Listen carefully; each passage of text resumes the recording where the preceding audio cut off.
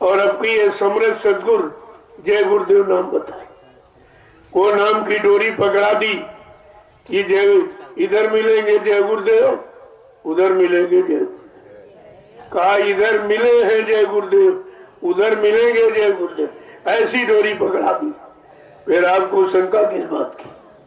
जब इधर उधर काम सब इसी नाम डोरी से होना है, यही नाम डोर पकड़कर हम सब जीवात्माएं अपने घर को चलेगी, फिर हम किसी के चक्कर में क्यों पड़े? जब आपको नाम दान दिया गया, कभी आपने विचार किया है कि पहले नाम का ये स्थान है, ये आवाज है और मतलब यानी सब बताया, दूसरे नाम की आवाज स्थान सब बताया, तीसरे चौथे पांचवें की, लेकिन जय गुरुदेव नाम का कोई आवाज स्थान बताया गया? कोई बताया गया आपको? कभी आपने इस पर विचार किया है? क्योंकि ये नाम इधर मिले हैं जय गुरुदेव और उधर मिलेंगे जय, ये दोनों बातें कि हमारा काम इसी नाम से होगा। नाम के बगैर काम नहीं होगा, लेकिन 5 नामों का आधार सबने रखा है, उसकी मर्यादा है, उसको नहीं बुलाना, लेकिन हमारा काम वक्त मुर्शिद और वक्त के नाम से होगा। इन 2 बातों को पकड़ना है। समय के सदगुरु ने जो समय का नाम जगाया, हमारा काम समय के सदगुरु से और समय के जगाए नाम से होगा और किसी नाम से नहीं। कितनी बार आपसे कहा गया कि जय गुरुदेव नाम लोगे मैं तुमको मिलूंगा, मैं तुम्हारी मदद करूंगा। ये तो नहीं कहा 5 नाम लोगे मैं तुमको मिलूंगा। तो बात समझने की है, मर्यादा कभी खत्म नहीं की जाती। जो संत महापुरुषों ने एक मर्यादा रखी है, उसको तो बराए काम रखा गया, लेकिन जो ले जाने वाला जब महापुरुष आया तो उसने नाम को जगाया। अगर इन्हीं 5 नाम से काम हो गया होता तो जय गुरुदेव नाम जगाने की क्या जरूरत है? क्यों जगाया इसको? क्यों सिद्ध किया? क्यों इसका प्रचार कराया? कहा ये प्रचार जय गुरुदेव नाम का यानी प्रगट रूप और गुप्त रूप में 5। कहते किसी को बताना मत, बता दोगे उसका कोई भला नहीं होगा, तुम्हारा नुकसान हो जाएगा। तो इसमें तो हानि लाभ बना हुआ है, लेकिन जय गुरुदेव नाम स्वतंत्र, सबको बताओ, सबसे कहो। तुम्हारे कहने से जितने लोग इस नाम का उच्चारण करेंगे वो लाभ तुम्हारे खाते में आएगा। इसलिए कहा अपनी कोई ऐसी पहचान रखो कि तुम्हें देख कर लोग नाम बोले और तुम छिपने की कोशिश करते। तुम्हारे पास कोई प्रमाण नहीं कि तुम जय गुरुदेव के, इतना छिपते हो, कुछ नहीं रखे। पहले एक बिल्ला लगाते थे, वो भी बेचारे छिप गए कि लोग कहेंगे तुम जय गुरुदेव में हो, इतना खराब जय गुरुदेव बोला, तो तुम्हें मिलेगा क्या? अरे नाचो, खुल के नाचो कि तुम्हें देखकर दुनिया नाच पड़े। मीरा ने यही किया, सहजोबाई ने, कभी नानक पलटू रविदास, सब ने यही किया और आपको भी वही करना, लेकिन तुम यहाँ छिपते रहते। मैं रोज देखता रहता हूँ कि इनके पास कोई प्रमाण नहीं है कि जय गुरुदेव के। और कहा क्या गया था, जब तुम मेरा बाना, मेरे आदेश का, हुक्म का पालन करोगे तो लोग तुमको मेरा कहेंगे कि ये जय गुरुदेव वाला है। ये कितनी बड़ी बात, तुम हमारे कहलाओगे और तुम छिपते हो कि कोई ये न कह दे तो जय गुरुदेव में। इतना खराब समझते हो। अभी तुम अपना परिचय देने में शर्माते हो, तुम करोगे क्या? ज्यादातर मैं देखता हूँ कि सब छिपने की कोशिश, कोई इनके पास प्रमाण नहीं। यहाँ आएंगे सती टोपी लगा, अरे यहाँ न लगाओ न लगाओ, यहाँ क्या, यहाँ तो तुम उसमें हो ही, उसमें खड़े आदेश पालन करने। यहाँ दिखाने की जरूरत नहीं है, तुमको दुनिया को दिखाना है कि हम क्या हैं, हम किसके हैं और किसका काम कर रहे हैं और किसके होके रह रहे, ये आपको दिखाना है। इसलिए आपको 4 आदेश मिले थे। पहले तो कहा था जहां कहीं बैठते हो तो मेरी चर्चा क्या करो, क्यों निंदा आलोचना बुराई में समय खराब करते हो? अरे भाई अच्छे अच्छे वचनों को सुनाओ। तो कहते थे नहीं नहीं हमारे पास समय नहीं। तो आप कहते थे हमारे पास संदेश देने का समय नहीं। फिर कहा अच्छा ऐसा करो कि तुम तुम थोड़ा सा भजन करो, भजन करो। कहते हमारा मन नहीं लगता। कहा अच्छा ऐसा करो, तो मेरे लिए देश समाज की स्थिति परिस्थिति बताने के लिए ये गुप्त राज है जो कोई नहीं जानता है, इस राज को खोलो और फकीरी भेष ये टाट बोरा अपने शरीर में धारण कर। कि इन लोगों ने, जिम्मेदार लोगों ने देश की हैसियत टाट के बराबर करते। तो तुम क्या कहते? अरे तुम बाबा जी बदनामी करा देंगे, जहां कहीं जाएंगे लोग कहीं बुरा बना, बुरा बना। तो भी नहीं किया। फिर आपसे कहा देश समाज को सच्चा न्याय देने के लिए तुम दूरदर्शी में मतदान कर देना। तो आप क्या कहते हैं? देखो बाबा जी वोट खराब करा रहे, कोई जीतता है नहीं, सब वोट खराब करा है। तुमने 4 में से कौन सा आदेश पालन किया? पहले ये बताइए। तो तुम दया पाने के अधिकारी कहाँ हो? तुमको दया कैसे मिलेगी? तुम 4 में से एक भी काम न तुमने किया और आज भी नहीं करना। अभी नहीं आपने शुरुआत की, तभी तो बार बार आपसे कहा जा रहा कर लो ने समय निकला जा रहा। कब करोगे? फिर पछताए होत का जब चिड़िया चुन गई खेत। सारी इन भोगों ने तुम्हें चुन लिया, तुम्हारी शक्ति को हैरास कर दिया। फिर पछताने से और रोने से, आंसू बहाने से क्या मिलेगा आपको? इसलिए समय के पहले जागो, चेतो, खड़े हो जाओ और अपने काम में लग जाओ। जिस काम से तुम्हारा भला हो और तुम्हारी बनाई व्यवस्था से लाखों लोग लाभ उठाए, ये सच्चा परमार्थ है। उसी तरह आपको इशारा किया जाए और इस भूमि पर यही संदेश दिया जाए जो हिंदुस्तान में कहीं नहीं हो। सबके मुंह बंद हो गए। क्यों? जो कहा सब झूठ निकला। जो चर्चा की लोगों ने, प्रवचन दिया, वो सब झूठा। जो भाषण दिए वो भी झूठा निकला। कम से कम ये भी तो समझो, सबके मुंह बंद हो गए। सब पर ताले लगा दिए गए कि धर्मस्थलों में न कोई जाएगा, न कुछ करेगा, न कुछ कहेगा, क्योंकि ये सब जड़ है, इनमें चेतन कुछ नहीं है। तो तुमको तो सिद्ध कर दिया कुदरत ने कि जड़ चेतन का फैसला दे दिया। तुम फिर भी तुम्हारी समझ में नहीं आता कि कलयुग जा रहा तो कैसे कैसे काम कर रहा। सबसे पहले तुम्हें बंद कर दिया, तुम्हारे घर मकान जेल बन गए, उसी में बंद हो गए, वो कुछ नहीं बोल पाए।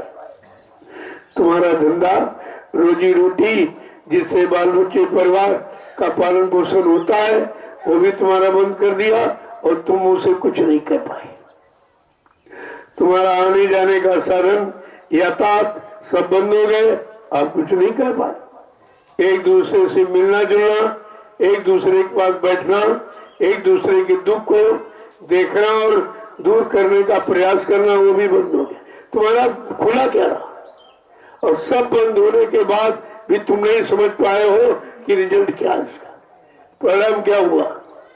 तो तुम्हारी समझ तो कुछ है ही नहीं। जब सामने तुम्हारे साथ किया जाएगा तुम नहीं समझ पाए हो, तो ये संत महापुरुषों के गुप्त राज रहे तुम कैसे समझोगे? ये कलयुग जा रहा है, कैसे कैसे काम करना जरा देखिए तो कभी नहीं आऊंगी, क्योंकि कभी किसी ने आवाज लगाई नहीं कलयुग जा रहा, सतयुग आ रहा, ये किसी ने कहा नहीं है। और जिसने कहा आपको करके दिखा रहा कि कलयुग जा रहा, तो कैसे कैसे काम कर रहा। धर्म कर्म खत्म, कोई धर्म की चर्चा नहीं करेगा, एकदम पाबंदी लग गई, कोई किसी से मिलेगा नहीं, एक दूसरे के पास बैठेगा नहीं, एक दूसरे की मदद नहीं करेगा, एक दूसरे की सेवा सहयोग नहीं करेगा, सब बंद आपका। एक कलयुग जाने की तैयारी देखिए उसकी, किस तरह से काम कर रहा। ऐसी ऐसी मुसीबतें, ऐसी ऐसी बीमारी महामारी कष्टों में डाल रहा। क्यों? महापुरुषों ने कहा कलयुग में कलयुग जाएगा। पहले ये समझो, कलयुग में कलयुग जाएगा और कलयुग में सतयुग आएगा। जब कलयुग जाएगा तो कलयुग ही काम करेगा, सबको परेशान, सबको दिक्कतें, सबको बीमारी महामारी कष्टों में डालेगा, तरह तरह से, यानी मतलब अनैतिकार करेगा। तभी तो आप जानो कि कलयुग जा रहा। अगर तूफान निकले और इमारतें न गिरे पेड़ पौधे न गिरे तो आप कभी नहीं कहोगे कि तूफान आया था। तूफान की पहचान तो तभी है जब वो मकान गिरा दे, पेड़ पौधे गिरा दे, सारी व्यवस्था उजाड़ दे, तब तुम कहते हो तूफान आया था और निकल गया। तब तुम कहोगे कलयुग जा रहा है, सतयुग आ रहा है। ऐसे समझ में थोड़ी आ जाएगा। सबका काम, उधर कलयुग जाने का काम, इधर सतयुग आने की तैयारी कर रहा। तो कहने का मतलब दोनों की तैयारी आपको समझना चाहिए। और जब एक चीज हटेगी तभी दूसरी आएगी। दो विरोधाभास की शक्तियां एक जगह नहीं रह सकती। ये आपस में विरोध है कलयुग सतयुग का, ये सहयोग नहीं है, एक दूसरे के विपरीत है। तभी महापुरुषों ने कहा जब कलयुग जाएगा तब सतयुग आएगा। बात तो अभी लोगों की समझ में नहीं आई। संत महापुरुषों के वचनों को समझना ये सांसारिक दुनियावी बुद्धि के परे है। लोग सोच ही नहीं सकते उसके बारे में। तो एक एक सत्य पर जब विचार करोगे तो तुम्हारी सोच में सब आ जाए। जय गुरुदेव। धीरे धीरे धार्मिक कार्यों से पाबंदी हटाई गई। वो भी किस लिए? उनका अपना स्वार्थ आगे चुनाव होना है। इनको बड़ी बड़ी रैलियां निकालनी है, बड़ी बड़ी मीटिंगें करना, सभाएं करनी है, इसलिए पाबंदी हट गई। देखो तो पहले यानी अपना काम करे कोई बीमारी नहीं, और अगर समाज का और धर्म का कोई काम किया जाए उसमें पाबंदी। पहली बात आपको समझनी चाहिए कि घोर कलयुग इसी को कहते हैं। जब सामाजिक कार्यों को बंद कर दिया जाए, धार्मिक व्यवस्था को भंग कर दिया जाए, तो ये इससे बड़ा कलयुग क्या होगा? यही तो कलयुग की पहचान है। और अब जो एकदम सब सुतर, कोई भीड़ लगेगी कोई नहीं, अब कहाँ बीमारी चली? अब भीड़ लगाने बीमारी नहीं रहेगी। अरे बीमारी तुम्हारे गंदे खान पान, गंदे कर्मों से आई है, वो तो एक भी नहीं बंद है। गंदा खान पान, खुला प्रचार है, गंदे कर्मों का भी खुला प्रचार, ये तो सब बढ़ावा हो रहा, उसमें बढ़ावा दिया जा रहा। तो सुधार कैसे होगा? बात तो सुधार की। सुंदर धारणा, सुंदर विचार, ये कब आएंगे? उसी को तो सुधार कहते हैं। सुधार की तो परिभाषा ही, जब सुंदर व्यवस्था को धारण कर लो, सुंदर विचारों को ले आओ, सुंदर अच्छे खान पान को अपना लो, तो तुम्हारा सुधार हो जाएगा। तुम्हारा हो जाएगा, परिवार का हो जाएगा, परिवार का हो जाएगा, समाज का हो जाएगा, समाज का हो जाएगा, देश दुनिया का हो जाएगा। परिवर्तन तो ऐसे ही होता। महापुरुषों ने ये कहा, बदली हिंदुस्तान तो बदल जाए दुनिया। परिवर्तन हमेशा एक धार्मिक धरा हिंदुस्तान से हुआ। ये धार्मिक धरा है। इस भूमि पर जब जब धर्म खत्म होने लगा, मानवता, इंसानियत, मानव इंसान के दिल दिमाग से जाने लगी, और मतलब यानी अनैतिक कार्य और गंदा खान पान और गंदे कर्मों में, गंदी संग सोबत में जब सभी फंसने लगे, तो कोई न कोई सुधार करने के लिए परमात्मा खुदा की तरफ से कोई न कोई शक्ति आती जाती रही। ये तो प्रमाण है अपने इतिहास का। जब जब हो धर्म की हानि, बाढ़े असुर अधम अभिमानी, ये मानव समाज तीन भागों में डिवाइड हो जाएगा। असुर, अधम और अभिमानी, ये तीनों लागू है इस समय। क्या कम है? कुछ कसर रह गई अभी अधर्म की? तो विचार तो आपको करना चाहिए, क्योंकि सारी व्यवस्था आपकी बिगाड़ी जा रही। रहने की, खाने की, कमाने की तुम्हारी व्यवस्था बिगड़ रही। तुम्हें समझना चाहिए, और व्यवस्था समझने का एक आधार है चुनाव। इसी में आपको निर्णय लेना चाहिए कि हमारी व्यवस्था किसने बिगाड़ी और किसने बनाई। जब अपनी व्यवस्था के बारे में तुम जान लोगे, तुम्हारी व्यवस्था इस सारे विश्व की व्यवस्था, कोई अलग नहीं है। जो तुमको चाहिए वो सबको चाहिए, क्योंकि तुम भी इंसान हो, सारी दुनिया में इंसान है। इंसानी व्यवस्था सबको समान रूप से चाहिए। जब आप अपनी इंसानी व्यवस्था को समझ लोगे तो दुनिया में रहने वाले इंसानों की सारी व्यवस्था आप जान जाएंगे, लेकिन ये करते कहाँ हैं? तो इसीलिए विचार करो। मैं तो सलाह दे सकता हूँ, प्रार्थना कर सकता हूँ, करना लोगों को है, मान लेंगे अच्छा होगा, नहीं मानोगे तो तुम जानो, तुम्हारा काम जाने, लेकिन ये नहीं कह सकते हो किसी ने बताया नहीं। मैंने 9 वर्ष ढिंडोरा पीटा है, राष्ट्रीय मंच लगा के पूरे हिंदुस्तान के लोगों को मैंने सच्चे मानव धर्म, सच्चे मानव कर्म की बात लोगों को बताई और समझाई कि आप जब तक इस व्यवस्था पर नहीं आओगे सुख शांति नहीं मिलेगी। कितना भी प्रयास, कितनी मेहनत परिश्रम आप कर ले, जब तक ये व्यवस्था तुम्हारे में नहीं आएगी तब तक कुछ होने वाला नहीं। तो बात तो समझने की थी। जय गुरुदेव, जय गुरुदेव, जय गुरुदेव, जय गुरुदेव। नाम किसका? जय गुरुदेव। नाम किसका? जय गुरुदेव। नाम किसका? प्रभु का प्यारा नाम। जय गुरुदेव। खड़े हो जाइए। तो मेरे को अभी नहीं खड़े हो पाए। अब आप समझ लो देरी किसमें है, काम करने वाले में कि कराने वाले में। यही बात आपको सोचना है।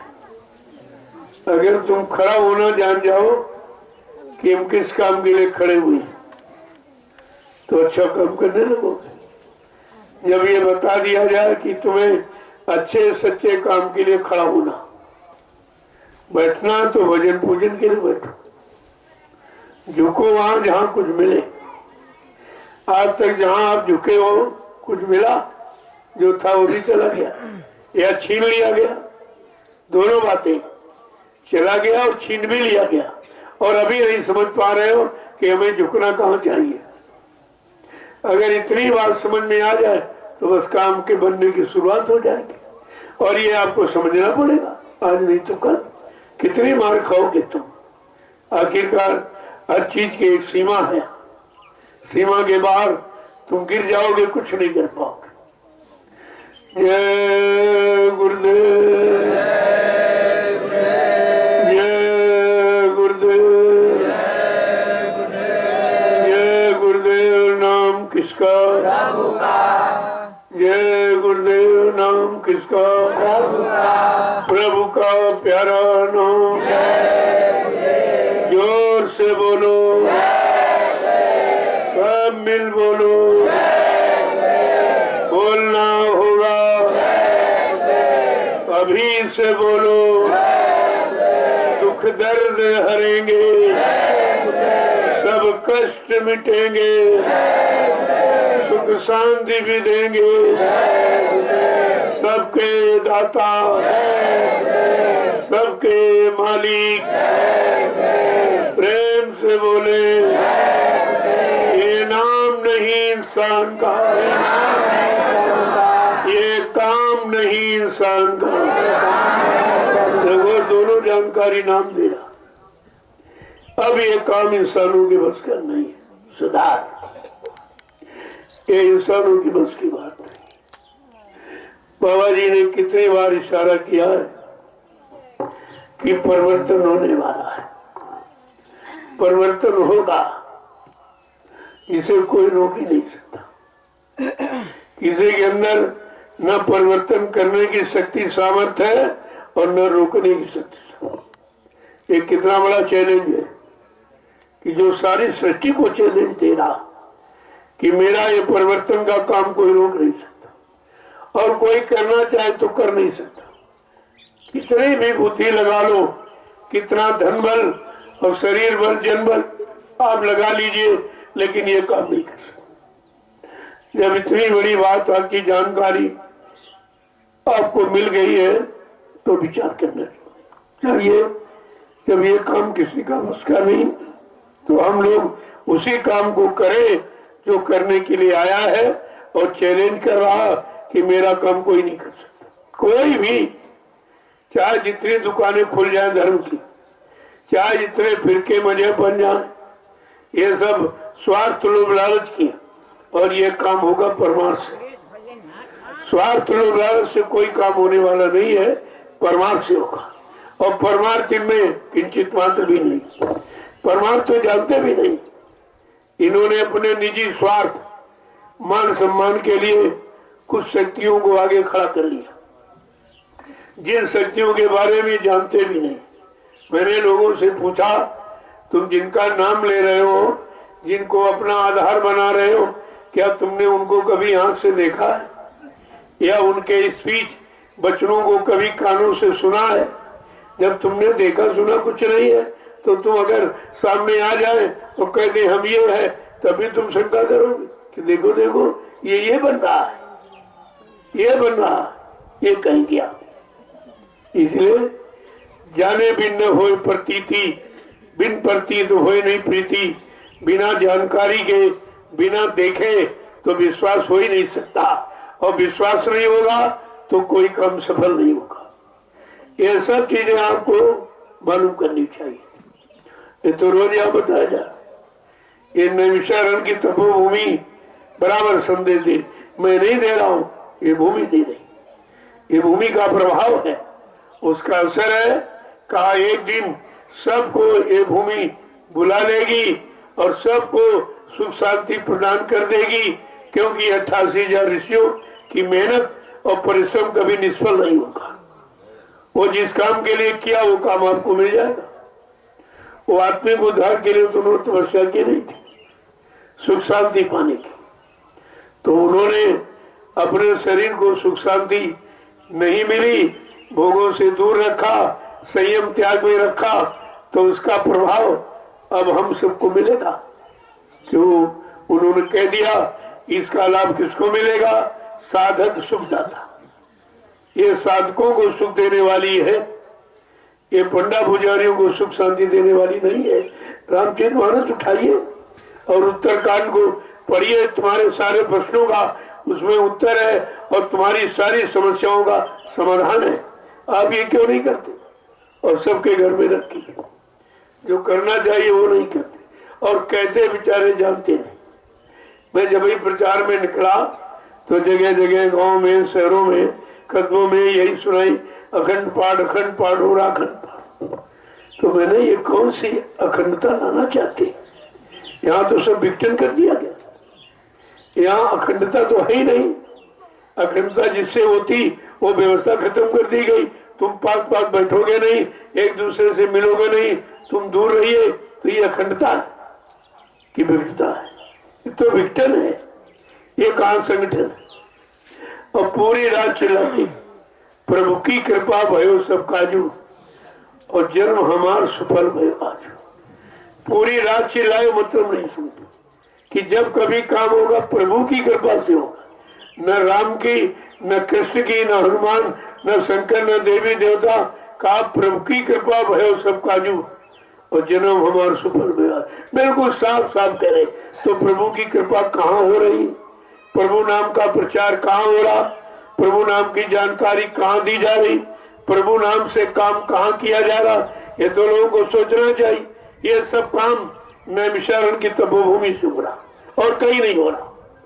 पूरे हिंदुस्तान में कहीं नहीं, यहाँ से हो रहा। तुम रोज यानी पढ़ते हुए भी नहीं समझते हो कि हम कह क्या रहे हैं। और जीवात्मा का भी वही वादा कि अब प्रभु कृपा करो ये भांति, और सब तज भजन कर दिन राती। उसका भी वादा प्रभु नाम से। और किसी नाम पर उसने विश्वास नहीं किया कि कौन नाम हमको पार कर देगा, यहाँ काल माया के देश से निकाल कर घर पहुंचा देगा। तो साफ साफ उसने बयान किया कि प्रभु अब प्रभु कृपा करो। ये बात सबको देखा गया, किसी ने कृपा नहीं की। अब हे प्रभु हम पर दया कृपा करो, इस नरक कुंड से बाहर करो, जन्म मरण से छुटकारा दिला दो। तुम कोई बात तो समझते नहीं हो। यहाँ कोई निराधार बात नहीं होती, आधार लेकर, और वो भी संत महापुरुषों के वचनों का आधार बना के अपनी मनमुक्ता में अपने मान सम्मान के लिए यह कोई बातें नहीं की जाती। तो बात तो आपको समझना चाहिए। जय गुरुदेव, जय गुरुदेव, जय गुरुदेव। देखो, तुम प्रेम के प्रतीक हो, तुम सभ्यता, मानवता, गौरव, गरिमा के प्रतीक हो, इसलिए तुम्हें बहुत संभल के रहना चाहिए। तुम आपस में प्रेम नहीं रखते, लड़ते झगड़ते, आपस में तुम तरह तरह की योजनाएं बनाते रहते। मैं सब जानता हूँ, ऐसा नहीं है। एक दूसरे से लड़ाना उनका नहीं है, क्या करे, तो दुनियादारों का काम है। संत मत में आकर भी अगर इसी झूठे कामों में लगे रहे तो संत मत में आने का मतलब क्या है? अपना आप तरो, औरों को तारो, अपना लाभ कर लो और दूसरों को लाभ दिला। इसीलिए प्रचार हो रहा, जगह जगह कार्यक्रम डाले जा रहे कि सबको सुधरने का एक मौका मिल जाए, सच्चाई की जानकारी सबको हो जाए, अच्छे कर्म किसे कहते हैं उसका परिचय मिल जाए, और सच्चा अच्छा काम कहाँ से होगा, सच्चे मानव समाज का निर्माण कैसे होगा, ये इसीलिए कार्यक्रम हो रहे हैं। और आप उसमें शामिल शरीफ भी रहते हो। अगर तुम्हारे विचार न बदले तो तुम लोगों को कैसे बदल पाओगे? पहले अपने आप को बदलो, सबको बदल लेंगे। इसे मैं रोज कहता हूँ 9 वर्ष से बराबर कि आप योजनाएं बनानी बंद कर दीजिए। तुम्हारी कोई योजना यहाँ चलने वाली नहीं है। ये है संत मत। बहुत होशियारी चौकसी में रहना, नहीं तुम ही चले जाओगे। तुम दूसरों को नहीं, तुम ही चले जाओगे। तुम ही नहीं रुक पाओगे, तुम ही अपनी आत्मा का कल्याण नहीं कर पाओगे, तो फिर दूसरों को आप उपदेश क्या करेंगे? मैं रोज ही बात को दोहराता हूँ कि आप कोई ऐसा काम मत करो ताकि हमें खोलना न पड़े। हम खोल देंगे फिर आप कहोगे हमारी वृद्धा नहीं करते, तो कभी नहीं कोई ऐसा काम मत करो। चलो ये मन है भीतर करता है, लेकिन मन को सुधारने का ये मलहम तो रोज लगाया जा रहा है सत्संग, इसको क्यों नहीं समझते हो? इसलिए अपने काम में लगे रहो कि हमारा लाभ कैसे हो, हमारी जीवात्मा कल्याण कैसे हो, हमारे बुरे कर्मों में माफी कैसे मिल जाए। एक तो पहले इतने किए हो, उनको माफी मिली नहीं और रोज कर रहे हो, फिर तो माफी कब मिलेगी? ये सब समझने की चीज है। और जब समझो कोई जानता नहीं, वो तुम नहीं जानते, वो सब जानता है। जो कराने आया है, कराने खड़ा हुआ, सब जानता है। तुम्हारी केवल पहचान ये है वो इस गांव में पैदा हुए, इस जाति में पैदा हुए, ये तो मानव शरीर को आने की विधि है। कोई न कोई जाति में तुम्हारे अनुसार, उनकी तो कोई जाति नहीं, तुम्हारे अनुसार किसी न किसी जाति में पैदा हो जाएंगे, गांव में पैदा हो जाएंगे, कोई जिला शहर रहा होगा, कोई माँ बाप भी रहे होंगे। ये तो सांसारिक व्यवस्था है, संसार में आने की ये व्यवस्था। जब संसार में आएगा तो इस व्यवस्था में आएगा, लेकिन किस व्यवस्था को बनाने के लिए आया तुम्हें ये सोचना चाहिए। कौन सा काम करने के लिए आया? परिवार समाज में रहने वाले लोगों को कैसे जगाएगा, कैसे खड़ा करेगा, कैसे अध्यात्म की तरफ इनको चलाएगा, और तुम इसी में रहते हो। गोस्वामी जी महाराज ने इसीलिए कहा है, वहां न रहिए जहां जन्म को ठाऊं, ये भली बुरी जाने नहीं, ले पुरानो नाम। ये तो जानते नहीं है कि कहाँ निकल गए, किधर पहुंच गए, किस काम में लग गए। वही पुराना नाम, पुरानी जाति, पुराना गांव से इसी में समय गंवा देते हैं और बात समझ नहीं पाते।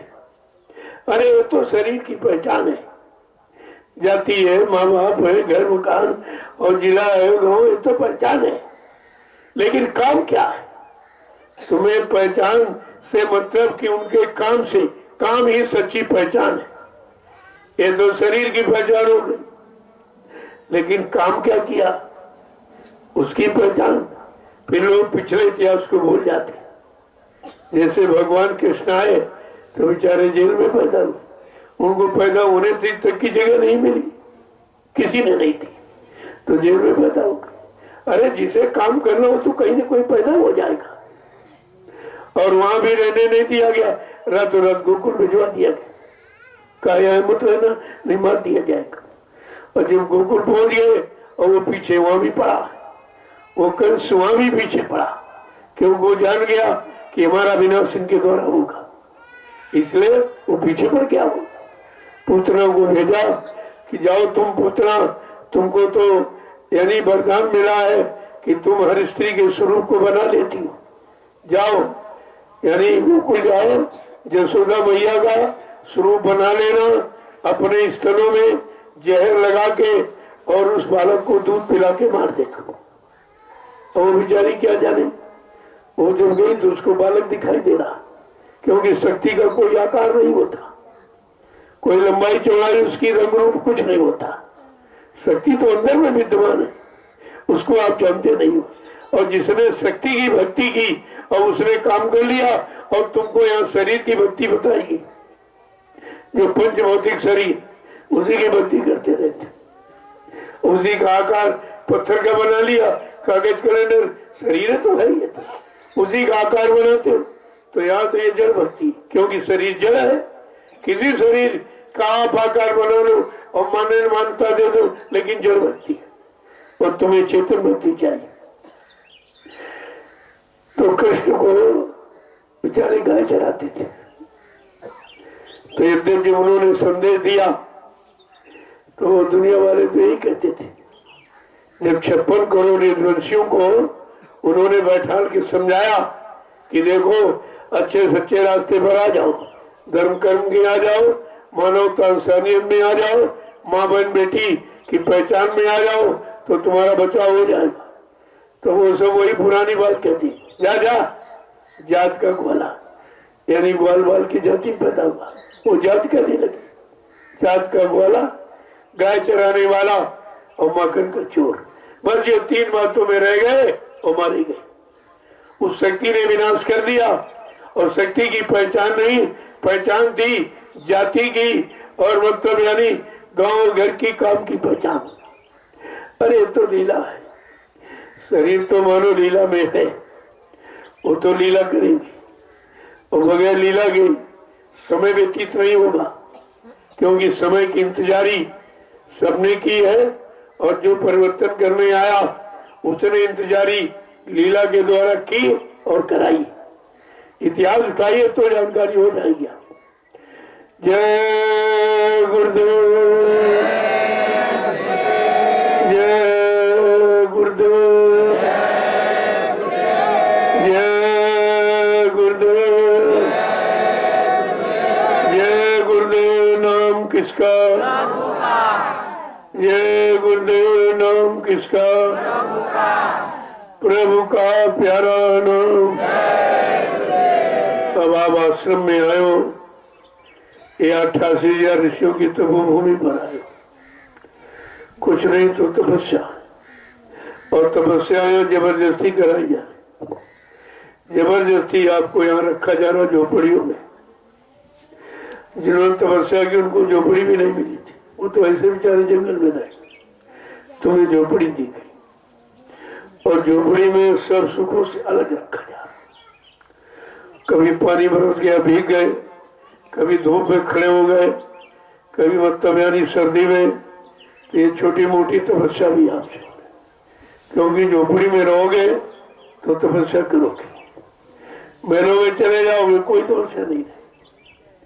तो इसलिए आपको आपका आधार तपस्या, तपोभूमि का अर्थ है कि सबको तपस्या करनी पड़ेगी, और कोई न कोई छोटी मोटी तपस्या का आधार अगर नहीं रखा जाएगा तो तपोभूमि का लाभ कैसे मिलेगा।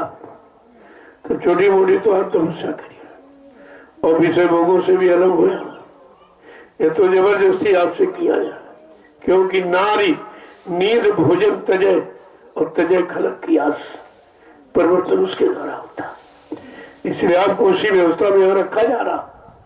आप समझ नहीं पा रहे हो और रह रहे हो, फिर भी नहीं जान पा रहे हो कि हमको झोपड़ी में क्यों रखा गया, हमको सब पारिवारिक सुखों से अलग क्यों किया गया, भोगों के रिश्तों से क्यों हटाया जा रहा, क्योंकि आपके द्वारा परिवर्तन होना है, और आप परिवर्तन के प्रतीक हैं, आप परिवर्तन के पात्र हैं, इसलिए ये काम आपसे कराया जा रहा, और तुम्हें हंसी खुशी स्वीकार करना चाहिए कि चलो वैसे तपस्या नहीं कर सकता कोई।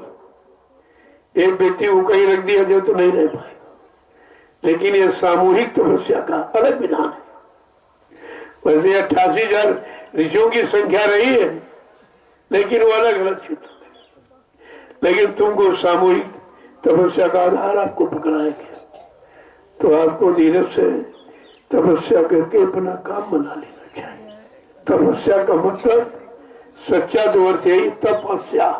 आशाएं, इच्छाएं, कामनाएं, वासनाएं ये सब तप माने जला दी जाए, खत्म कर दी जाए, आपको अलग कर दिया जाए, ये तपस्या का सच्चा प्रारूप है। इससे बढ़कर कोई और नहीं।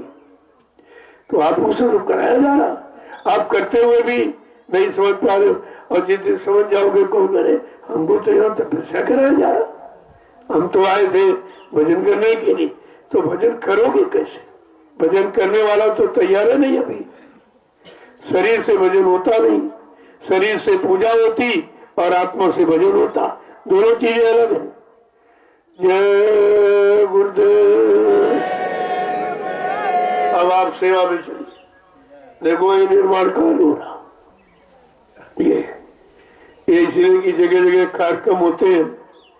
प्रेमी श्रद्धा सेवा भाव से जो सामान देते रखने की, कई जगह सब जगह मतलब चूहे काट वाट देते, खराब कर देते। तो एक अच्छा स्थान बन जाएगा, आपका सामान रख दिया जाए, नीचे गाड़ी खड़ी होगी, ऊपर सामान रख दिया। हमारी झोपड़ी का स्थान खाली पड़ा, देखा आपने। पहले भी झोपड़ी थी, उसको मैंने वैसे रखा, और इस पर झोपड़ी रखवा दूंगा, मैं तो इसी में रहूंगा। ऐसा नहीं कि तुमको झोपड़ी में रखे हम महीनों में रहे, ऐसा नहीं, ऐसा नहीं है। वो तो काम करने की योजना है कि कैसे काम, तुम्हारा सामान सुरक्षित, तुम्हारी सेवाएं सुरक्षित रहे और सही जगह उसका प्रयोग हो, इसके लिए रखने का कोई न कोई आधार बना दिया। तो सबका है। जब सबकी सेवाएं रखी जाएंगी तो सबको बड़ी लगन के साथ इसे तुरंत तैयार कर दो। जितनी जल्दी तैयार हो जाए उतनी जल्दी आपके सामान की सुरक्षा हो जाए। तो ये सबका काम है, इसलिए इसको जल्दी से, अब कुछ मिस्त्री या सेवादार भी आ गए, आप जल्दी से इसकी शुरुआत करिए और इसको पूरा कर दीजिए। और इसके बाद उधर गौशाला में कुछ प्रेमी उधर लगे हुए, वो भी बहुत जरूरी। अब ये जरूर है कि इट्टी मिट्टी के बारे में सोचा जाएगा, भाई कहाँ से मिट्टी की सेवा आपको मिले। तो मैंने कहा जल्दी से आप सामान मंगाइए, वो गिट्टी है, मोरंग है, और उसको वही गिरा दो तो लोगों को सेवा मिल जाएगी। यहाँ गिराओगे तो सेवा नहीं मिलेगी। उधर से इधर, और एक एक डलिया जब सर पे रख के आप लाओगे तो आपको याद रहेगा कि जब ये निर्माण कार्य हुआ था तो मैंने इसमें एक एक डलिया सर पे रख के ले आए थे। इस सेवा का भान रहेगा आपको, तो आपको सेवा मिल जाएगी। तो इसलिए जल्दी से सामान लो, क्योंकि आगे सामान महंगा हो जाएगा। बात तो आप समझते नहीं हो, इसलिए उसको जल्दी से ले लो। जब लेना है, करना है, तो भी देर क्यों करते हो? जल्दी से उसे लो, और लो करके प्रेमियों को सेवा मिल जाए, और जल्दी से इधर सेवा करने वाले इधर सेवा करें, उधर लाने वाले सेवा, उधर गौशाला, चारों तरफ सेवाओं का एकदम यानी मतलब भंडार सब फूट जाए और सब लोग सेवा में लग जाए। क्योंकि यहाँ आए हो तो आपका समय बेकार न हो। मैं तो इसी ही उद्देश्य में रहता हूँ कि भाई किसी न किसी तरह से सबको सेवा मिल जाए, छोटी मोटी सेवा। और सेवा में की शर्म, उसके फूटे कर्म। सेवा में कौन सी शर्म? अरे सेवा ही तुम्हारे गरुड़ गुमान घमंड को उतारेगी, और तभी तुम्हारा मन यानी कुछ मानी मतलब पतला होगा, मोटा नहीं रहेगा। तो इसलिए सेवा बहुत जरूरी। अरे कुछ नहीं, वहां खड़े को देखो, या कोई भर रहा डलिया, तुम उठवा दो हाथ लगा के, ये भी तो सेवा है। ऐसा सेवा करने वाले के लिए कोई बहाना नहीं है, और जिनको नहीं करना वो लाभ नहीं करते। वहां लोग बैठ करके धीरे धीरे हाथ से समझते रहते हैं सामान, क्योंकि उस सामान में आपका पैसा लगाओ।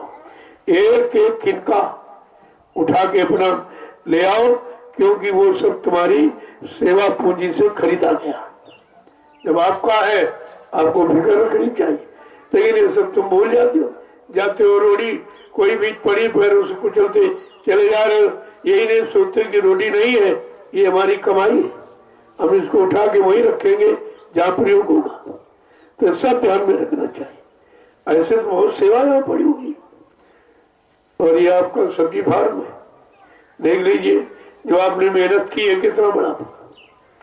इसमें अभी ट्रैक्टर नहीं चला, प्रेमियों ने फावड़े से ही इतना भारी फार्म ये फावड़े से सब बना दिया। पूरे साल आपका डीजल बच गया, आपकी सेवाएं बच गई, डीजल खर्च हो जाती और आपको शरीर का भार उतारने के लिए सेवा मिल गई। इसको 20 बार फावड़े से गोड़ा और देखो फसल, तुम्हारी सेवा का फल देखिए आप कितनी अच्छी, कहीं नहीं इस तरह फसले। लोग जब धान की खेती का मैंने बात कही तो लोग अंदर अंदर मतलब कहते थे ये तो यहाँ धान मान कहाँ होता, यहाँ होगा ही नहीं, हमने यहाँ ऐसा होगा जैसा कहीं नहीं हुआ। उसकी व्यवस्था बना ली, आप गोबर खाद उठा के ले आए और डाल दी उसमें, और देखिए धान को देखिए पहले, और इसमें 2 साल तक ऐसी फसल होती रही। इतनी आपने खाद डाल दी और वो भी वहां भी आपने सर पे डलिया रख के गाड़ी भरी और यहाँ भी डलिया से खेत में गई और खेत से फिर मतलब फैलाई गई। कितनों को सेवा मिली, कितनी बार सेवा मिली।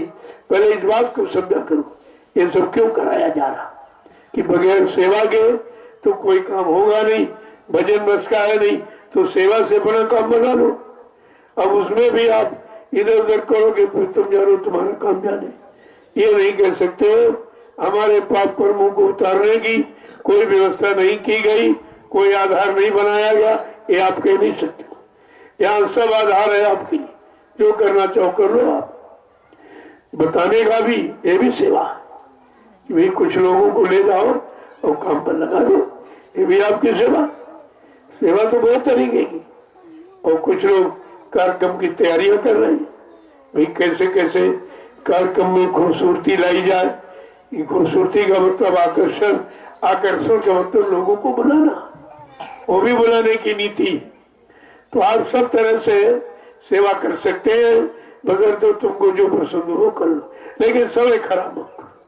निंदा आलोचना बुराई में समय खराब मत करिए, तुम्हारे द्वारा यहाँ कुछ नहीं होगा।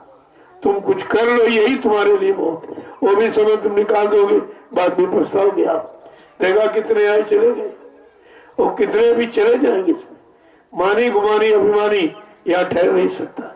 ये संत मत है, एकदम बिल्कुल छोटा बन करके, दीनहीन बन के जब रहोगे तब तुमको सब प्यार करेंगे। देखो बच्चा छोटा होता सब गोदी उठा लेते, वही जब बड़ा हो जाता तो कोई नहीं उठाता, सब दूर रहते, क्योंकि जानते जान गई माँ भी अब इसने दुनिया को देख लिया, दुनिया को समझ लिया, अब ये मेरे को नहीं देख रहा, मुझको समझ नहीं आ, दुनिया को समझ। तो माँ भी पास रहने में हिचकिचाती है। बात तो समझने की है आपके लिए, इसलिए आप चलो देख लो कोई सेवा है और यहाँ तो वही कुछ यहाँ बनाएंगे, कुछ सामान पकड़ाएंगे।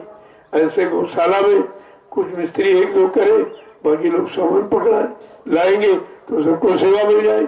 तुम ये मत देखो यहाँ कुछ बिगाड़ा जा रहा, ये बड़े दिमाग से बात हटाओ। जब बिगड़ेगा नहीं तो बनेगा क्या? अरे बिगड़ता तभी तो बनाया जाता। तो कुछ के बनाने में सेवा मिल गई और कुछ को बिगाड़ने में सेवा मिल गई। तुम्हें सेवा से मतलब है कि दुनियादारी यहाँ करने आए, सेवा मिल जाए अपने को सौभाग्यशाली समझिए। सेवा जब भी मिलेगी जब कोई काम बिगड़ेगा, बने बनाए में तुम क्या सेवा करोगे? अरे बिगड़े में ही सेवा करोगे। जय गुरुदेव। देखो जहाँ जहाँ कार्यक्रम होने उसकी भी देख रहे हो, रखो जाके जो तुम्हारी जय गुरुदेव आध्यात्मिक वैचारिक प्रचार समिति हमने बनाई है, कार्य समिति नहीं बनाई, तुम्हारा इसमें कुछ नहीं। वो मैंने अपने प्रचार के लिए बनाई है, क्योंकि हमको प्रचार में बाधा पड़ती थी, लोग भी उसका विरोध करते थे। तो उस विरोध को खत्म करने के लिए मैंने जय गुरुदेव आध्यात्मिक प्रचार समिति बनाई। कार्य समिति अपनी बनाना तो बना लेना, वो तुम्हारी होगी, लेकिन ये हमारी। इसलिए समझने का प्रयास करो, तुम्हारी नहीं है ये काम। सब अब आप ये प्रचार समिति बनी है तो जाकर के आप जहाँ जहाँ प्रचार होना, कार्यक्रम होना है, वहाँ की इंक्वायरी करो। देखो स्थान कैसा है, आवागमन के साधन है कि नहीं है, पानी की व्यवस्था अच्छी है कि नहीं, जो जरूरतमंद सामान है उनको पहले देखो और लोगों को इकट्ठा करो, उनको एक मीटिंग और सबको काम सौंप दो। तुम्हारा पानी का काम, तुम्हारा लकड़ी का काम, तुम्हारा मैदान की सफाई, ये तुम्हारा काम है। तो सबको काम जब सौंप दोगे तो परेशानी नहीं होगी और सबको सेवा मिल जाएगी और तुम्हारा काम सफल हो जाएगा। इसलिए समिति, अभी प्रचार समिति में आप सहयोग कर सकते, बाकी तुम्हारी समिति में कुछ नहीं। तुम अभी तक समझी नहीं पाए हो कि मैंने प्रचार नाम क्यों दिया। कार्य समिति बन जाती तो आपकी हो जाती, फिर हम जान देते, हम मनमानी करते, इसलिए मैंने उसको भी नहीं रखा। मैं जानता हूँ आप तुरंत मनमानी करोगे, तुरंत गरुड़ गुमान घमंड आ जाएगा और जब आया अहंकार किया करे सब बेकार, तुम्हारा सारा समय खराब हो जाए। मैं इसके पक्ष में नहीं हूँ, इसलिए मैंने प्रचार समिति बनाई। जहाँ जहाँ प्रचार कार्यक्रम प्रचारित हो, जहाँ जहाँ प्रचार होगा प्रचार समिति जाए और उसका बराबर वहाँ निरीक्षण करे कि भाई यहाँ की व्यवस्था कैसी है, तो ये तुम्हारा, तुमको सेवा मिल जाएगी। तो जितने अधिकारी हो, कर्मचारी, जो भी आप इसमें आपने बनाए हैं, आपने अपनी इच्छा हमसे पूछ के तो आपने बनाया नहीं कुछ, आप हमसे ज्यादा होशियार हो, तो होशियारी तुम्हारी हम देखेंगे कि कितना काम तुम कर रहे हो, कितना काम एक भी आदमी यहाँ नहीं आता, ये तुम्हारी होशियारी है। और एक भी मीटिंग आपने 3 दिन में क्या किया? अगर मैं पूछूं कि आपने संगठन को मजबूत करने के लिए कोई बैठक की, क्या जवाब आप देंगे? उनकी उपस्थिति है, उपस्थिति रजिस्टर है, और उपस्थिति के अलावा क्या क्या काम सुधार प्रचार में आपने किया, उसका कोई प्रगति रिपोर्ट कोई आपने तैयार की? कुछ नहीं। ऐसे मौन बैठे हो, जो मैं कर रहा हूँ उसी से हो रहा। ना आप कहीं सेवा लेने जाते, प्रेमी देने को तैयार है, उनके पास समय नहीं, और आप समय दे दो, उनके ले आओ, तो उसमें भी तुम्हारा बेनिफिट बन जाएगा। अब हम जितना दर्शन सेवा से कर पा रहे उसी से हुआ है हो रहा। आप इसमें कुछ नहीं करते, तुम्हारा कोई परिश्रम नहीं है, केवल हम आपको दे देते, आप खर्च कर देते। लेकिन ये भी तो सोचना चाहिए कि हमको भी जाके प्रेमियों की सेवा ले आनी चाहिए। तमाम बेचारे देने के लिए तैयार है, लेकिन वो आने में असमर्थ है, काम में फंसे पड़े। तो आप सेवा ले आओ, अच्छी जगह लगा दो, उनको भी लाभ मिले और तुमको भी लाभ मिले। लेकिन तुम्हारे कोई नहीं जाता, कहीं से तो बस अभी तक तो आप लाए नहीं हो, और कितना काम हो गया। तो सब दर्शन सेवा से हो। जो मैं 4 घंटे बोलता हूँ, 6-6, 8-8 घंटे एक आसन पर बैठ के मिलता हूँ, तब प्रेमी 10 रुपये निकाल के देता। कितनी मेहनत का पैसा है, बात को आपको समझना चाहिए, कितनी मेहनत की जा रही है, परिश्रम। और तब ये जो आ रहा वो आपके सामने लग रहा। मैं तो कभी रखता नहीं हूँ, मेरा तो कोई खाता वाता है नहीं, ये सब लोगों ने दिया है, तो इनका सही अच्छे काम में लग जाए, उसका पूरा प्रयास करता हूँ। अब ये कुछ आ गए इधर उधर मन चले जीव को थोड़ा बहुत पाए लेके चले गए, तो उन्होंने क्या किया, कितना भारी बुरा नुकसान किया। तुमने मेरी तो चोरी की, मेरा तो धन ही नहीं है। चोरी आपने क्या की? संगत की चोरी की, अपने गुरुभाई की चोरी की। उन्हीं का धन है, उन्हीं की सेवा है, अगर की तो आपने उनकी की, अब अगर उनकी की तो उसकी सजा बहुत भारी है। वो तो सजा के पाने के बदकारी बन गए। एक तो आपने दिया नहीं, जो प्रेमियों ने दिया उसको लूटपाट लिया आपने, तो क्या किया? ये कौन सी होशियारी, कौन सी बुद्धिमानी तुम्हारी है इसमें? तो बात ही नहीं समझ जाती है। मैंने सबको दिया, जो पहली बात तो कोई लगा नहीं। अब प्रेमी को समझ रहे धीरे धीरे, कहते नहीं भाई हमको सेवा नहीं चाहिए, हमको सेवा चाहिए करनी, धन की सेवा नहीं चाहिए, हमको सेवा करने का अवसर चाहिए। अब समझ रहे हैं, देखो कितना अच्छा काम हो रहा। जो पैसा लेकर नहीं करते थे, अब उनके अंदर भाव बन गया कि भाई हमको सेवा करनी, तो सेवा कर रहे। सेवा करने वाला सेवा करता है और पैसे लेने वाला पैसे लेके सेवा करता है।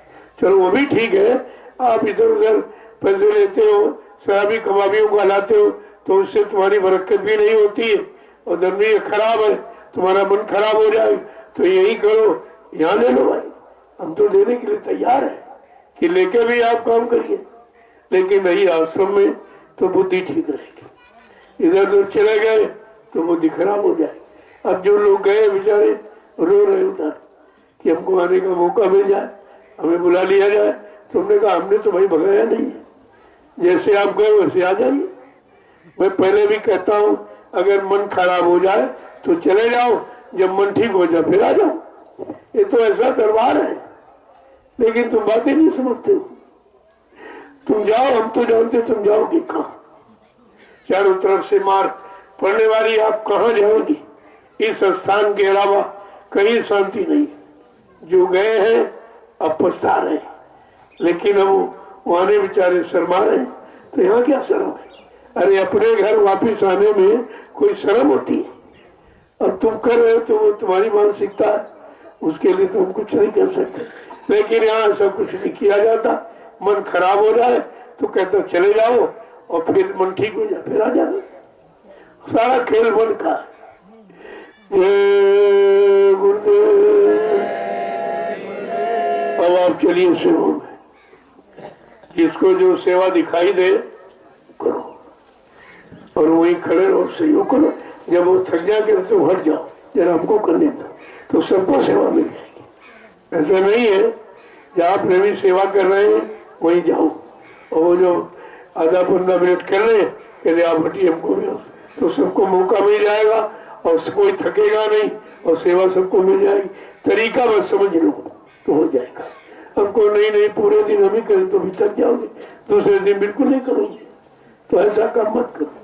ये लोग इतने आ गए हैं कि सबको सेवा मिल सकती है, थोड़ी थोड़ी देर सभी लोग। जय गुरुदेव। कोई ऐसा काम मत करो कि हमको कुछ सोचना पड़े, ये काम मत करो। मैं बार बार यही प्रार्थना कर रहा हूँ, कोई अच्छा काम मत करो। यहाँ आए हो अपना काम करो, अपना काम बनाओ। तुम किसी के चक्कर में कुछ कर नहीं पाओगे, अपना भी बिगाड़ दोगे और उसका भी मन खराब कर दोगे, तो 2 अपराध आपसे हो जाएंगे। फिर बताओ किसकी किसकी माफी की जाए। जब 2 अपराध करोगे, अपना भी मन खराब और दूसरे को खराब सलाह देने वाला, दोनों अपराधी बन जाएंगे। जब सोचोगे तो समझ में समा जाएगा। यहाँ तो कोई ऐसा काम ही नहीं किया जाए, सबके साथ समान व्यवहार। अब यह है जो ज्यादा मेहनत करा उसको थोड़ा ज्यादा प्रसाद दे दिया, उसके भाव बन जाएंगे और मेहनत करेगा, और लोग देखेंगे कि नहीं ये ज्यादा कर रहा, इसे इसको ज्यादा प्रसाद दिया जाए तो हम भी ज्यादा करेंगे, हमको भी ज्यादा प्रसाद देंगे। एक भाव बनेगा आपको। यहाँ कोई बिगाड़ की तो बातें नहीं, अब तुम्हारा मन बिगाड़ सोचने लगे वो बात अलग है। जय गुरुदेव। अब आप चलिए सेवा में, शाम को मिलूंगा, एक टाइम रखो निश्चित। यहाँ आए वो सेवा करो और 5 बजे सबसे मिलता हूँ। ये कोई नहीं कह सकता कि मिला नहीं जाता। अब बीच बीच में समय खराब मत करो। तुम भी सेवा से हटोगे और हम कोई काम सोच विचार रहे होंगे, उसमें बाधा पड़ेगी, क्योंकि आगे प्रचार कार्य होना है, उसकी व्यवस्था बनानी है। कहाँ कैसे कार्यक्रम होगा, किस तरह होगा, उनसे बात करनी, उनसे मिलना, भाई क्या तुम्हारी तैयारी है, कोई कमी तो नहीं है। तो यहाँ तो बैठ के काम ही किया जा रहा, ऐसा दौड़े कि हम कोई बेकार बैठे। इतना उधेड़ बुल रहता, इतना बाहर डाल दिया तो तुम भाग जाओगे छोड़ के। कितने आंसुओं का बोझा है, 3 आंसुओं का। हरदोई में बना है, कानपुर में बना और यहाँ बना। और हमने तो ये भी कहा अगर तुम लोग संभाल लो तो मैं कोई चौथी जगह बैठ जाऊं, वहां भी बन जाए आश्रम। हमारा जमीन से कोई लगाव नहीं है, हमारा आपकी सेवा से कोई लगाव नहीं है। लगाव ये है कि सबका काम बन जाए, ये लगाव। तुम तो चाहते आप अगर संभाल लीजिए तो दूसरी जगह बैठ जाएंगे, वहां भी इसी तरह जहाँ बैठ जाऊंगा वही मेला लग जाएगा, वही सेवाएं शुरू हो जाएंगी। ऐसा नहीं है। तो इसलिए रहकर आप अपना काम बना लीजिए, पता नहीं कब मौज हो जाए इधर से उधर फिर आप पछता के रह जाओगे। इसलिए ये मत सोचो कि यहाँ कोई फंसने वाली व्यवस्था है, यहाँ व्यवस्था है निकलने वाली। जो स्वयं निकला हुआ है वो कभी फंसेगा नहीं, वो तो 1 मिनट में इधर से उधर हो जाएगा, तो ऐसे रह जाओगे फिर। जय गुरुदेव, जय गुरुदेव, जय गुरुदेव। नाम किसका? प्रभु का प्यारा नाम। अब आप लोग सेवा में चलो, सेवा करो। नाश्ता भी तैयार हो गया होगा, आपको मिल जाएगा। नाश्ता वही पहुंचा जहाँ लोग प्रेमी सेवा करते, वही पहुंचाइए। इसकी भी एक रील बनेगी। ये सब इतिहास ही बनना है